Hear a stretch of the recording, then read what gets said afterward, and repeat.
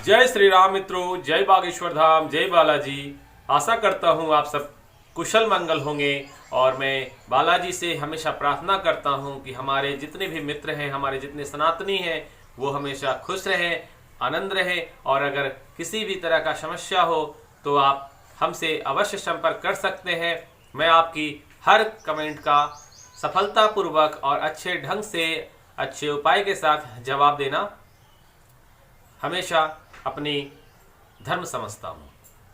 तो चलते हैं आज अपने इस नए वीडियो की तरफ, जो आज मैंने थंबनेल में दिया है, अर्जी आखिर कैसे लगाएं। दूसरा है लहसुन प्याज कब तक आप छोड़ सकते हैं।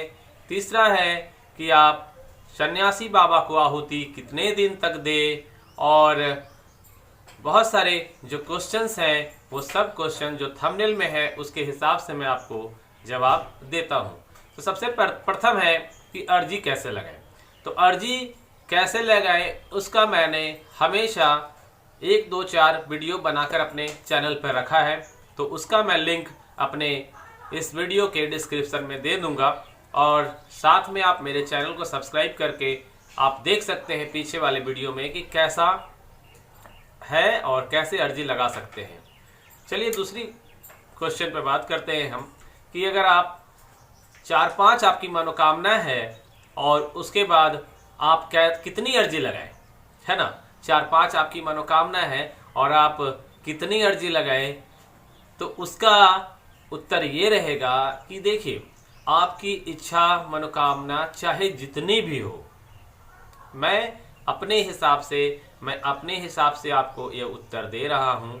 गुरुजी ने ऐसा नहीं कुछ कहा है, क्योंकि ऐसा प्रश्न उनके पास मेरे ख्याल से नहीं गया होगा। लेकिन मेरे पास ये प्रश्न हमेशा आते रहता है, इसलिए मैं आपको यह उत्तर दे रहा हूँ कि चाहे आपकी इच्छा या मनोकामना कितनी भी हो, आप अर्जी एक ही लगाएंगे।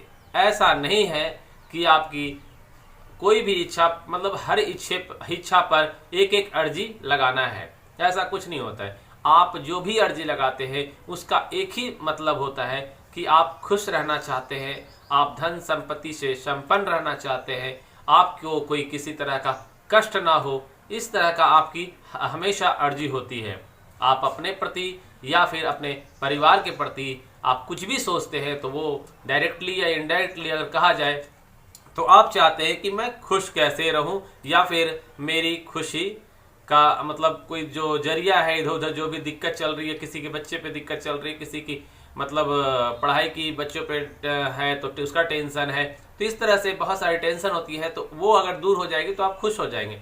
तो वो सब मिला जुला कर एक ही पे आता है कि आप कैसे खुश रहे और आपकी धन संपत्ति या जो भी सब कुछ है वो अच्छा कुशल मंगल कैसे रहे, परिवार कुशल मंगल कैसे रहे, है ना। तो आपके चाहे जितनी भी मनोकामना है, आप अर्जी एक ही लगाएं, कोई दिक्कत नहीं होती है। हाँ, अपनी इच्छा आप अर्जी लगाने वक्त अवश्य बोले, और वो 3 बार आपको बोलना है अर्जी लगाते वक्त। अब तीसरा क्वेश्चन आता है कि गुरुजी अर्जी लगाते हैं तो लहसुन प्याज कितने दिन तक छोड़ना चाहिए। देखिए, मेरे हिसाब से सनातन धर्म में लहसुन प्याज जो है वो तामसी भोजन के रूप में लिया जाता है। ऐसा नहीं होता है कि लहसुन प्याज एकदम नहीं खाना चाहिए, क्योंकि देखिए लहसुन प्याज में आयुर्वेदिक गुण है, खा भी सकते हैं। मगर जब आप किसी तरह का पूजा अनुष्ठान या फिर आप कोई धार्मिक कार्य करते हैं, उस समय लहसुन प्याज को हम लोग वर्जित कर देते हैं, क्योंकि वो तामसी भोजन के श्रेणी में आता है। मैं इतना तो नहीं कह सकता कि सारे सनातनी आप लहसुन प्याज छोड़ दीजिए, क्योंकि किन्हीं किन्हीं को प्रॉब्लम होती है और कोई कोई को आवश्यकता होती है लहसुन प्याज खाने की, तो आप आयुर्वेद या मेडिसिन के रूप में ले सकते हैं। मगर अभी मैं ये कह रहा हूं कि जब तक आप अर्जी लगाए हैं और अर्जी लगाने के बाद जब तक आपकी मनोकामना पूर्ण ना हो, तब तक आप कोशिश करें कि लहसुन प्याज का सेवन आप ना करें। अगर आपको बहुत ज़्यादा मतलब कि किसी तरह की समस्या है, तो आप क्या करें कि अपने घर पे कुछ दिन बीत जाने के बाद अर्जी लगाइए। कुछ दिन बीत जाए उसके बाद आप 5 कन्या या उससे अधिक कन्या का भोजन करवा के आप लहसुन प्याज का सेवन कर सकते हैं। ये आपका जवाब है। और एक और है क्वेश्चन, मैं आपको 1 मिनट जवाब दे देता हूँ। हाँ, एक और क्वेश्चन कि आहुति कैसे दे। तो आहुति जो है वो आप कैसे दे, कब तक दे, यही क्वेश्चन हमेशा रहता है। तो आहुति आपको प्रतिदिन देना है, पूजा के वक्त देना है, सुबह या शाम किसी भी वक्त आप दे सकते हैं, कोई दिक्कत नहीं होती है।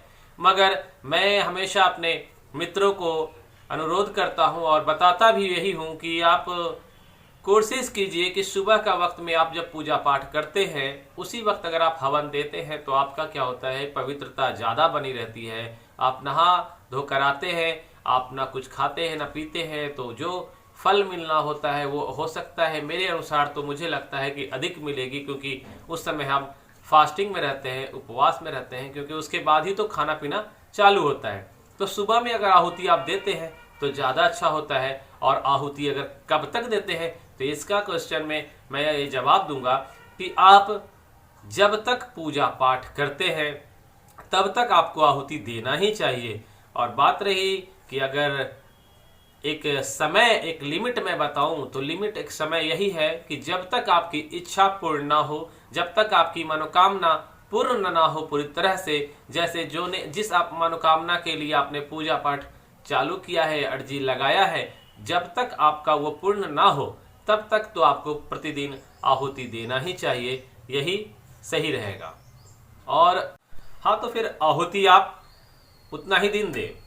चलिए, आज का जो वीडियो है आप सबको कैसा लगा, और आप सबका कोई भी क्वेश्चन हो, हमारे मित्र, हमारे भाई, हमारे बहन, आपकी कोई भी क्वेश्चन हो, आपकी कोई भी समस्या हो, आप मुझे अवश्य कमेंट करें। मैं आपको इस तरह के वीडियो के माध्यम से अवश्य बताने का प्रयास करूंगा, और कमेंट तो मैं सबका जवाब दे ही देता हूं।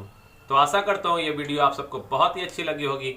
और हमारे चैनल पर अगर नए हैं तो सब्सक्राइब करें, अगर पुराने हैं तो शेयर करें, और अगर सब्सक्राइब नहीं करना है और आपको सिर्फ सुनकर अच्छा लगा हो तो लाइक अवश्य करें। चलिए, आज के लिए जय जय श्री राम, जय बागेश्वर धाम।